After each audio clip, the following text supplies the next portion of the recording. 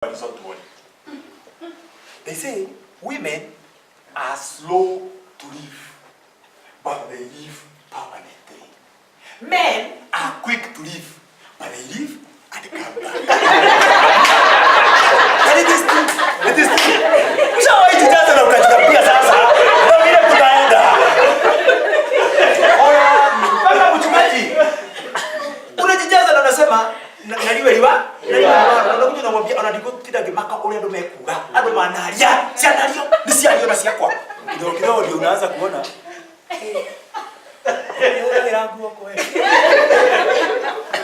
Breakfast. Sasa hapo ndipo unakuja na philosophy nyingine, a wise man changes their mind.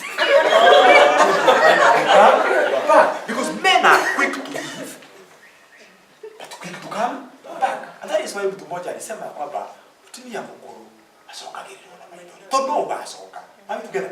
They knew utaenda lakini utatangatanga. Kikieleweka utarudi.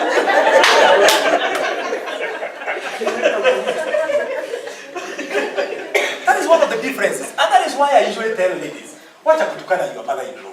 Your sister-in-laws are not a threat to you.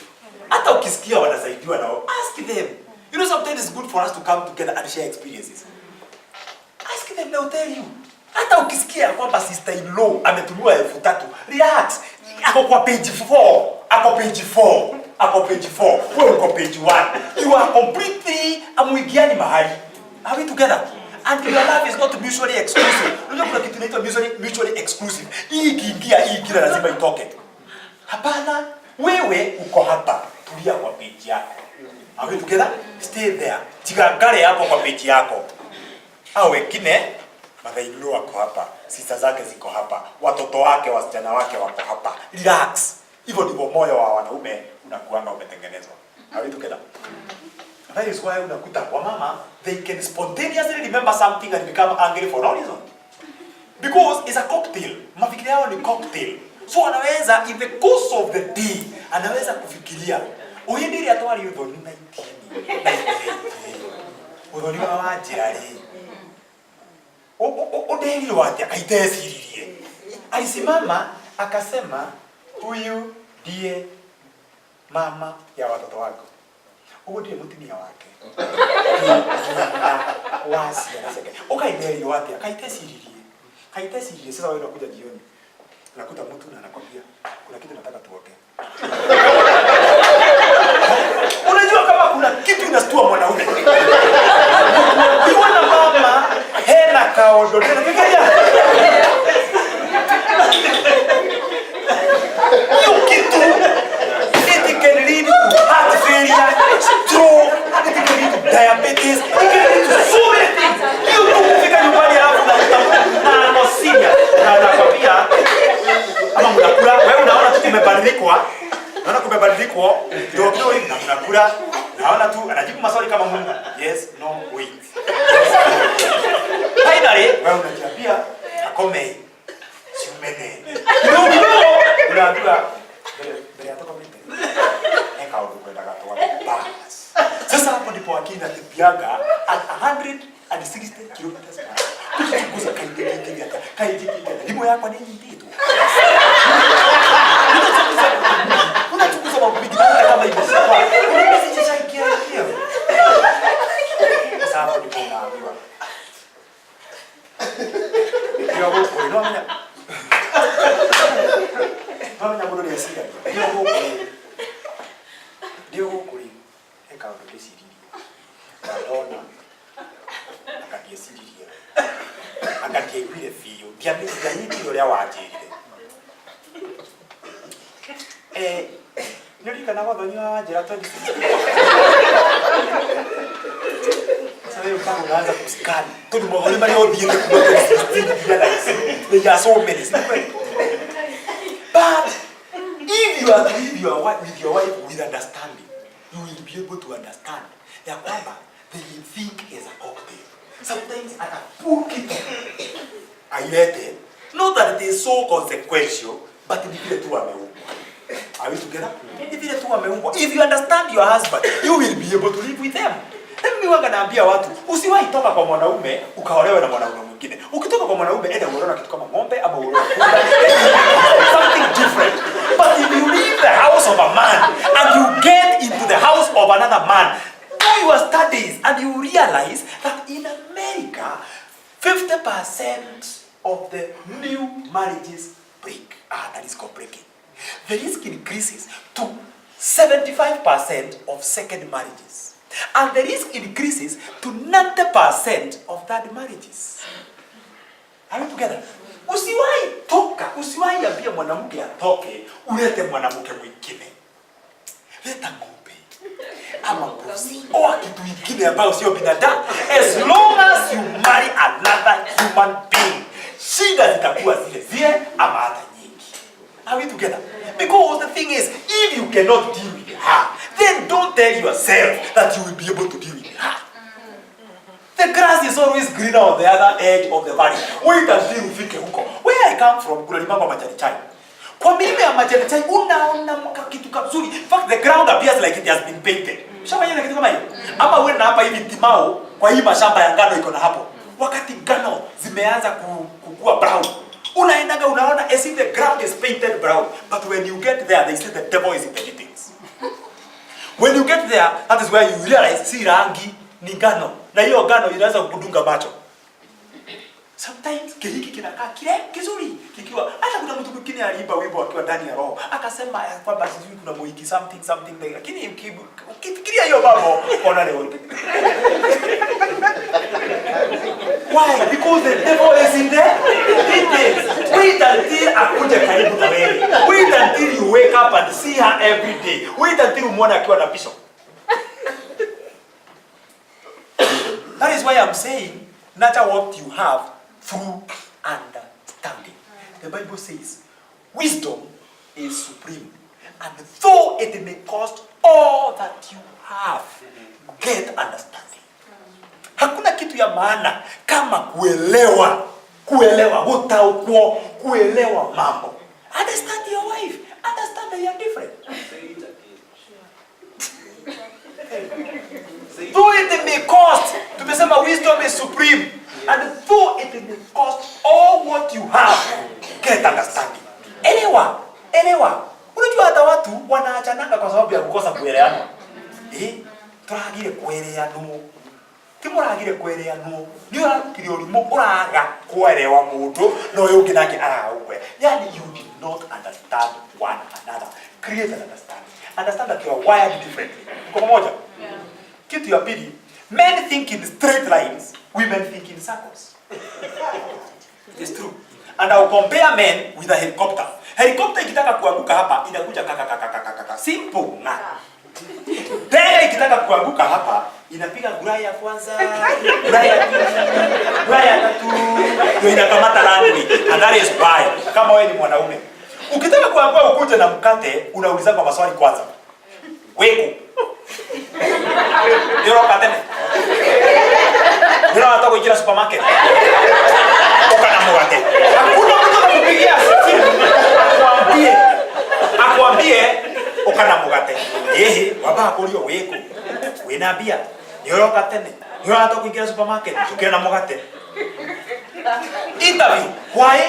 Sema kwanza aonge kwanza. Pili. Ya tatu.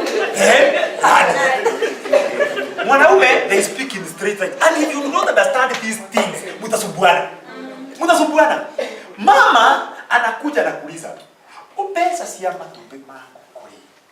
Siari hiyo. Ona tipesa haina fatana sio. Give her time. Hiyo ni kura ya kwanza. Wacha kujibu mambo ya nini? Ya mayai. Hakuna kitu ina relate na mayai hapa. Kidogo hivi anakuuliza, "Ndio yana dhitima mama huko." Kidogo ndiye anakuuliza, "Wali dhitima." So the question has nothing to do with mayai.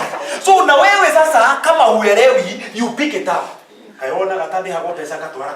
Sasa you pick a quarrel from there. You did not allow her kufika chini. And that is why they say women require listening. And the moment you don't listen to your wife, you know nature does not condone a vacuum. That is the unfortunate bit. Atapata na mtu mwingine ambaye atamsikiza. Na Kenya pegwe, one of the greatest assumptions you can make as a man is that ulioa mtu na akafungwa macho, haoni na haonwi. Are we together? Haoni na haonwi. Hasikizwi ati ni wewe tu unamsikizanga. They talk. And that is why even in church, we encourage, if you have to have an accountability partner, let it be same gender. Because kidogo hivi tunaenda kukute, huyu amekuwa accountability partner wa huyu. Wanasikiza. This is a good listener. This is not a good listener. Kidogo huyu anaona akananifika gilio muno haha. Ndeithururaga haha. Finally akaanza kuga gweneana. Vyo. Why? Lack of understanding. Are we together? That's why I usually tell men, listen to your wife. They are not like you. Tuko pamoja? Listen to your wife. They are not like you. Kama kuna kitu unapaswa kuwa nayo all the time ready. To encourage her to speak. Okay.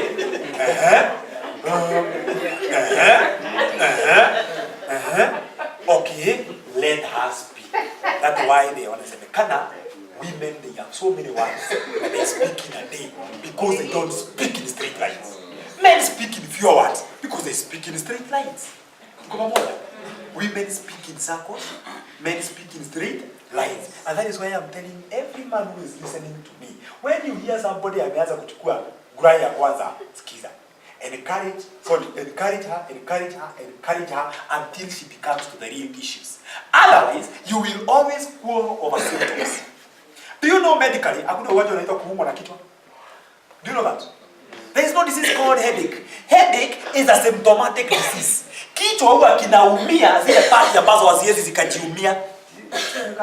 Sigaida sitageturira. Situra kione kiongo. For example, ndio watu wone hivyo.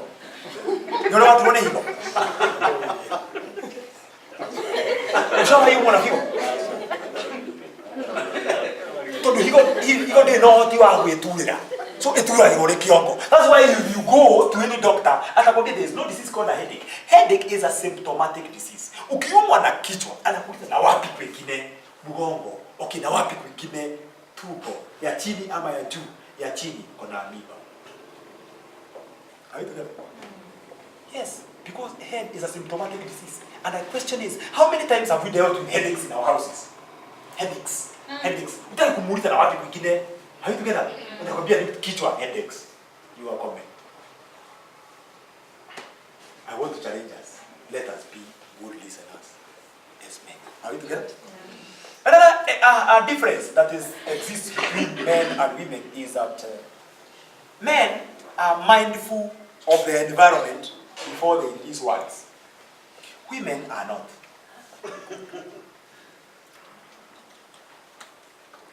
I don't know whether it's a weakness or a strength in ladies. Sometimes ladies release words and then they are like, I have one. That is why we find ladies can share issues even with their daughters as long as their daughters are morphologically like them. Ladies share. They share. They don't mind the age of those they are sharing with. Utakuta mama amekalisha msichana chini, umwambia wagoi. Wagoi. Oka. Kegwira wa huko tuikara. Toro mundu ari kunya form thirire, cini mundu mugima. Toguo ni. Ona mabere. Akiri nyingi kuri thawa. Kagwire tu. Ore kunya form thirire, kiri mundu mugi. Na anachambua. Mpaka anaanza kusema ndiye huanga analipa fees, ndajiria kukulira fee with 37. Ndio itaambia kweli todo akinyoka nini. Na anamwambia, unaona hii project tumeweka hapa hizi ng'ombe. Hawatire ndururucia dogo ndari kindu ahana gucuka nyoko yai. Na anamchagua. She may go and regret later, but she has already spoken. That is why those of you who are privileged to have their fathers, every time baba yako akitaka kuongelesha akwambie kitu, kama ni mzee anakutoanga nje ya nyumba na anakwambia ingosie matu. Mnaenda mahali na anaangalia, anaona kama kuna Mungu, kama kuna mtu. Sasa ndio anakwambia anaanza kuongea. When they are first of all checked who is in the environment. Are we together? Allow me to tell you this example. Kuna mjamaa mmoja ambaye alikuwa anaitwa Noah. Noah alienda akakunywa pombe. Noah kukunywa pombe ikamwonyesha, unajua pombe ina react different na different people. Kuna watu wanakunywa pombe ananyamaza. Anajibu maswali kama Mungu, yes no wait. Yes no wait. Kuna mwingine anakunywa pombe anaongea mingi sana. Sasa Noah akakunywa pombe ikamwonyesha toa nguo. Noah akatoa nguo zote. Unajua kuna nguo zingine ukibakisha ni kama tu hauna, kama toe nguo zote ubakisha the socks. Ama kofia. Hiyo yes. Sasa Noah kare kadogo. Pombe ikaambia Noah, jibijani, relax. Unajua mwanaume kama hauna nguo, ukilala hivi ni vibaya lakini si sana. Sasa Noah akalala hivi. Kijana yake mmoja akakuja akachukulia. Haya. Mzee kwa mwana. Kijana akaangalia kaenda akaambia wengine, kujeni muone simu yangu. Lakini Biblia inatuambia wengine wakachukua blanketi wakawekelea kwa mgongo. Si ni kweli? Wakarudi kinyume.